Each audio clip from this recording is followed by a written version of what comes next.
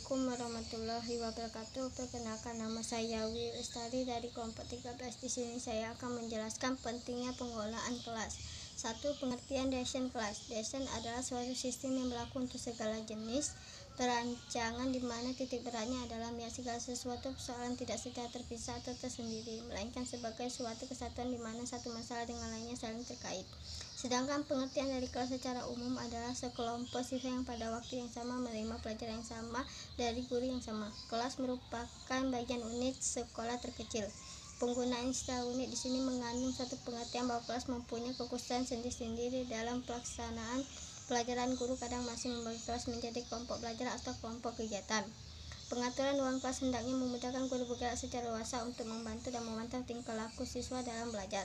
Dalam pengaturan ruang kelas, hal-hal berikut perlu diperhatikan, yaitu 1. Ukuran bentuk kelas, 2. Bentuk serta ukuran bangku dan meja, 3. Jumlah siswa dalam kelas, 4. Jumlah siswa dalam setiap kelompok, 5. Jumlah kelompok dalam kelas, 6. Komposisi dalam kelompok seperti siswa yang pandai dan kurang pandai, pria dan wanita. Apabila suatu kelas terdiri dari antara 30-40 orang siswa, dengan jumlah ini nampaknya dapat menimbulkan suasana kelas yang diinginkan.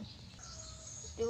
Macam-macam desain kelas. Lingkungan fisik tempat belajar yang menguntungkan dan memenuhi syarat minimal mendukung meningkatkan intensitas proses pembelajaran dan mempunyai pengaruh positif terhadap pencapaian tujuan pengajaran. Tujuan utama penataan atau desain kelas ialah mengarahkan kegiatan siswa dan mencegah munculnya tingkah laku siswa yang tidak diharapkan melalui penataan tempat duduk, perabot, pajangan, dan barang-barang lainnya di dalam kelas.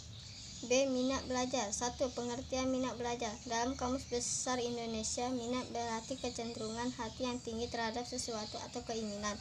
Minat adalah suatu landasan yang paling meyakinkan demi keberhasilan suatu proses belajar.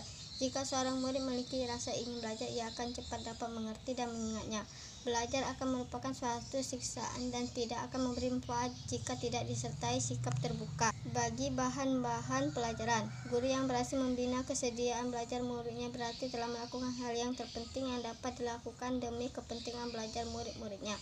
Sebab minat bukanlah sesuatu yang begitu saja ada dalam diri anak, melainkan sesuatu yang dapat dipelajari.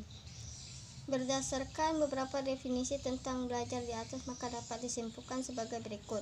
A. Dalam belajar adalah perubahan tingkah laku baik yang dapat diamati maupun yang tidak dapat diamati secara langsung. B. Belajar merupakan suatu proses usaha yang dilakukan individu untuk memperoleh suatu perubahan tingkah laku yang relatif menetap yang terjadi sebagai suatu hasil latihan atau pengalaman dalam interaksi. C.